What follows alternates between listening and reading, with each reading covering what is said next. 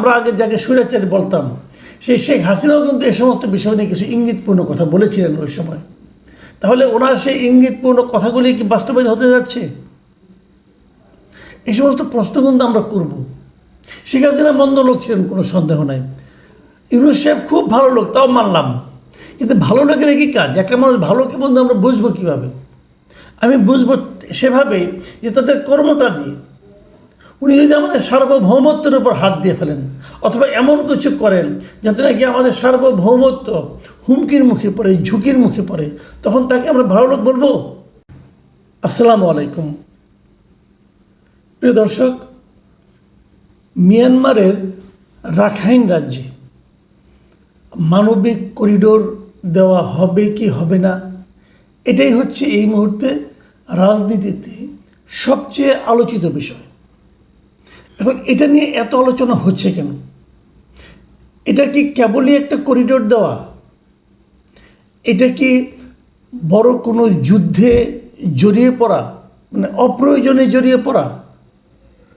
অনেক সময় কিন্তু এরকম হয়, দেখবেন দুজন লোক ঝগড়া করতে থাকে, মাঝখান থেকে তৃতীয় ব্যক্তি যে সেখানে যায়, পরে দেখা যায় যে তৃতীয় ব্যক্তি যুদ্ধে মূল জড়িয়ে পড়েছে এবং সে আহত হয়েছে, সেই মানে আপনার সমস্যা পড়ে গেছে, মূলরা যারা ছিল তাদের মধ্যে মিটমাট হয়ে গেছে।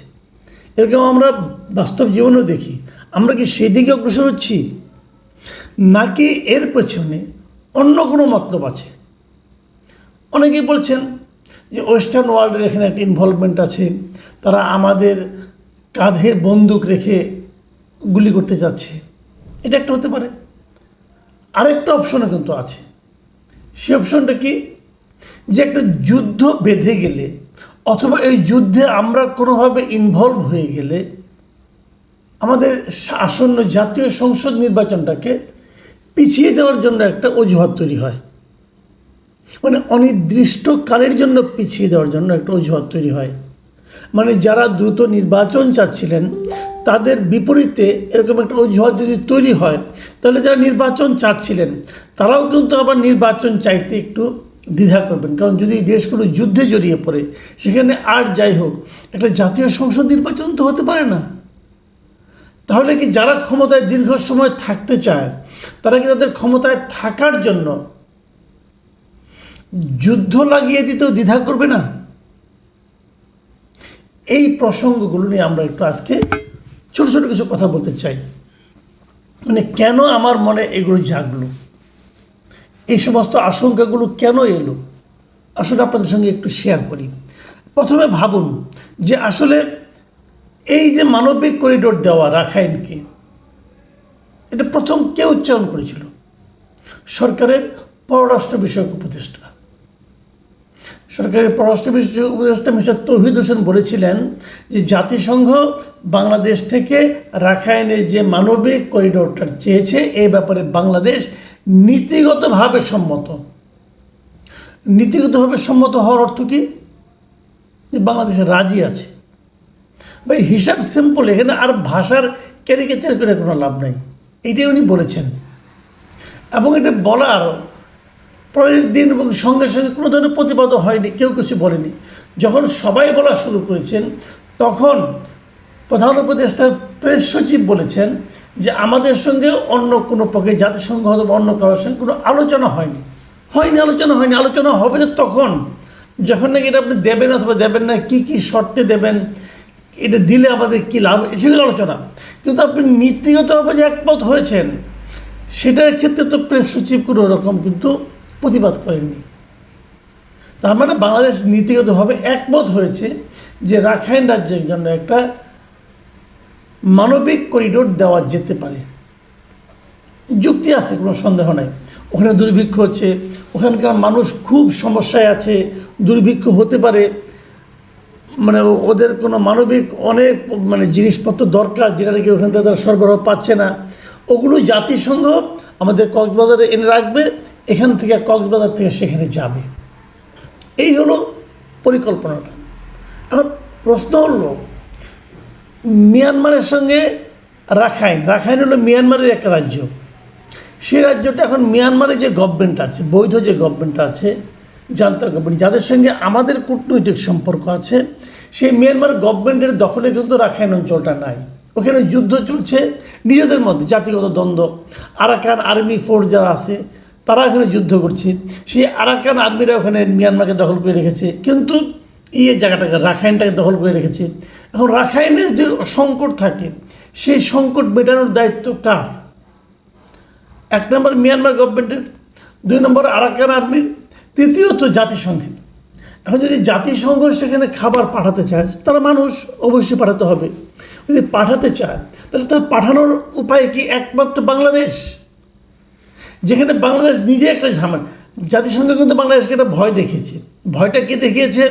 যে যদি রাখাইনে দুর্ভিক্ষ লেগে যায় তাহলে তারা নাকি আবার বাংলাদেশে ঢোকা শুরু করবে। ইচ্ছা করলে কি একটা দেশে আরেক দেশের লোক ঢুকে পড়তে পারে? আমরা কেন ঢুকতে দিয়েছিলাম এর আগে, সেটা নিয়ে অনেক আলোচনা হয়েছে। সে আলোচনা আমরা নতুন করে করতে চাই না। কিন্তু সেই ঢুকতে দেওয়াটা যে আমাদের জন্য একটা বড় ভুল ছিল, সেটা বুঝতে নিশ্চয়ই এখন আর নতুন করে চিন্তা ভাবনা করতে হয় না। এক রোহিঙ্গাদের কারণে আমাদের কক্সবাজার, চট্টগ্রাম, পার্বত্য অঞ্চলগুলিতে মানুষের নিরাপত্তা বিঘ্নিত হচ্ছে, মানুষের সাংস্কৃতিক জীবনযাপন ধ্বংস হয়ে যাচ্ছে। আবার ঢোকানোর ভয় দেখানো হচ্ছে, অথবা ওখানে আমাদের মানবিক সাহায্য দেওয়ার কথা বলা হচ্ছে। মিয়ানমারের দিক থেকে যদি অভিযোগ ওঠে যে মানবিক সাহায্যের নামে আমরা ওখানে ওই করিডোর দিয়ে অস্ত্র পাঠাচ্ছি আরাকান আর্মিকে, সেই প্রশ্নের জবাব আপনি কীভাবে দেবেন? অলরেডি এই প্রশ্ন আসতে শুরু করেছে এবং মিয়ানমারের দিক থেকে প্রতিবাদ জানানো হয়েছে অফিসিয়ালি। তার মানে জাতিসংঘ যদি মানবিক সাহায্যে পাঠাতে চায় তাহলে সেটা তারা আকাশ পথে পাঠাতে পারে, নৌ পথে পাঠাতে পারে, ভারত থেকে পাঠাতে পারে, থাইল্যান্ড থেকে পাঠাতে পারে। ওয়াই বাংলাদেশ? দেখুন পলিটিক্যাল পার্টিগুলো এভাবে কীভাবে রিয়েক্ট করছে। আমি কয়েকজন পলিটিক্যাল লিডার এবং পার্টির বক্তব্য আপনাদেরকে পড়ে শোনাই। দেখুন আমির খসরু মাহমুদ, বিএনপি নেতা, উনি কী বলেছেন? করিডোর নিয়ে যা বলছে তার প্রতিটি কথার জবাব দিতে হবে। মানে উনি বলতে চাচ্ছেন যে উনি ধারণা করছেন সরকারের পক্ষ থেকে যারা করিডোর নিয়ে কথা বলছেন তারা হয়তো ভুলে বলেছেন। তারপর উনি বলেছেন যদি তারা ভুলে না বলে থাকেন তাহলে কেন বলেছেন সে ব্যাখ্যাটা আপনাদেরকে দিতে হবে। ব্যাখ্যা কি পররাষ্ট্র বিষয়ক উপদেষ্টা দেবেন? দেখুন মাহমুদুর রহমান মান্না কি বলেছেন? উনি বলেছেন যে আমরা বৃহৎ শক্তির কোনো দ্বৈরথে পড়তে চাই না, এবং উনি বলেছেন অন্তর্বর্তী সরকারকে উপলক্ষ করে যে আপনারা ছোটোখাটো বিষয়ে রাজনৈতিক দলগুলোর সঙ্গে আলোচনা করতে পারেন, কিন্তু এত বড় এই মানবিক করিডোরের মতো এত বড় একটা বিষয়, সেটা নিয়ে আপনি পরামর্শ করার কোনো দরকার মনে হয় নাই। দেখেন যে সমস্ত জায়গায় রাজনৈতিক সরকার আছে, পলিটিক্যাল গভর্নমেন্ট আছে, তারাও কিন্তু যুদ্ধ বা এই ধরনের বড় কোনো সিদ্ধান্ত নেওয়ার সময় বিরোধী দলের লোকের সঙ্গেও কথা বলেন। মানে তারা একটা সর্বদলীয় সিদ্ধান্ত উপনীত হতে চান। আর এই সরকার যারা কোনো জনগণের ভোটের মাধ্যমে আসেনি, তারা এখন করিডোর দিয়ে দিবে একা একা সিদ্ধান্ত নিয়ে। এদের কি মাথা খারাপ নাকি পাগল? আমি তো কিছু বুঝি না। দেখুন নুরুল হক নূর আরেকজন নেতা, উনি কি বলেছেন? উনি বলেছেন ফুল স্টপ মারেন আর এক পাও এগোবেন না। আপনাদের প্রতি আমাদের সমর্থন আছে, ভালোবাসা আছে, তার মানে এটা নয় যা ইচ্ছা তাই করবেন আর আমরা তা মেনে নেব। তারেক রহমান কি বলেছেন সেটাও শুনুন। তিনি বলেছেন যে করিডোর দেওয়া না দেওয়ার বিষয়ে সিদ্ধান্ত জনগণের কাছ থেকে আসতে হবে। সহজ কথা, এ ধরনের সিদ্ধান্ত একমাত্র জনগণের প্রত্যক্ষ ভোটে নির্বাচিত সংসদের মাধ্যমেই নেওয়া যায়। সংসদে কিন্তু সরকারি দল থেকে বিরোধী দল থেকে সবাই মিলে সিদ্ধান্ত নিতে হবে।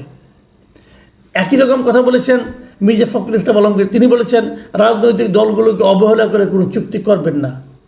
তো এইগুলো থেকে কিন্তু নানা ধরনের প্রশ্ন আসে। যে কথা আগে বলেছিলাম যে আমরা কি কোনো যুদ্ধে জড়িয়ে পড়ছি, এই কথাটা কেন মনে আসলো সেটা বলি আপনাকে। আরেকটা ইস্যু এখানে আছে, সেই ইস্যুটা হলো যে আমাদের একজন সাবেক জেনারেল, আর্মি সাবেক জেনারেল আলম ও ফজলুর রহমান, উনি একসময় বিডিআরের মহাপরিচালক ছিলেন।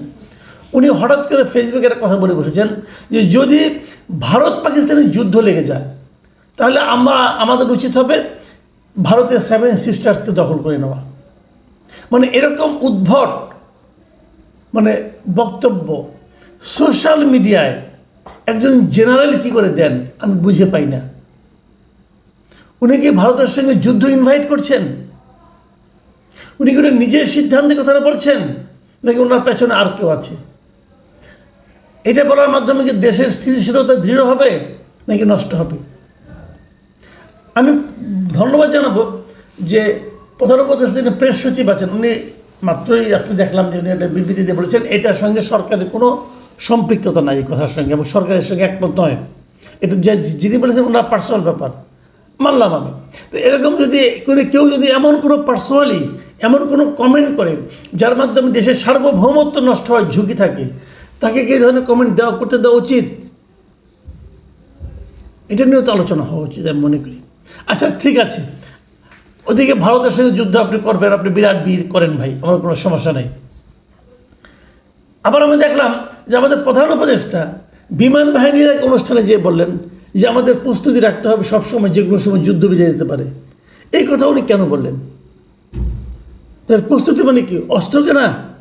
তাহলে উনি কি আরও অস্ত্র কেনার জন্য একটা পদক্ষেপ নিতে যাচ্ছেন? অস্ত্র কেনার সঙ্গে কিন্তু কয়েকটা জিনিস নির্ভর করে। একটা হলো কেনাকাটা মানেই কিছু দুর্নীতির সুযোগ, এটা একটা বিষয় আছে। আবার দ্বিতীয় একটা বিষয় হলো যে উন্নত ইউরোপীয় অথবা উন্নত অথবা আমেরিকার কোনো দেশকে খুশি করার জন্য কিন্তু অনেক সময় অস্ত্র কেনা হয়। এগুলো বড় বড় ক্রয় তাদেরকে খুশি করে। আমেরিকা কিন্তু সারা দুনিয়ার তার কাজই হলো সারা দুনিয়াতে যুদ্ধ লাগিয়ে রাখা। কেন? যুদ্ধ লাগিয়ে রাখলেই তার অস্ত্র বিক্রি হয়। এখন এই ধরনের কোনো প্রক্রিয়া কি চলছে এখন? নাকি যে কথাটা শুরুতে বলেছিলাম যে যুদ্ধ যদি একটা বেঁধে যায় কোনো রকম, তাহলে সরকার বলতে পারবে যে যুদ্ধকালীন অবস্থায় তো নির্বাচন হবে না, কাজে সব ঠিকঠাক হোক তারপর নির্বাচন হবে, মানে অনির্দিষ্টকালের জন্য নির্বাচনটা পিছিয়ে দেওয়া গেল। এর কোনো একটা যদি ঘটে আমাদের জন্য কি ভালো হবে? আমরা কেন এমন সব পদক্ষেপ নিচ্ছি? আমরা কেন এমন সব কথাবার্তা বলছি যা নাকি আমাদের দেশের মানুষকে আতঙ্কিত করে, অথবা আমাদের দেশের স্বাভাবিক গণতান্ত্রিক প্রক্রিয়াকে বাধাগ্রস্ত করে? প্রিয় দর্শক, এসব প্রশ্ন এখন উঠতে শুরু করেছে।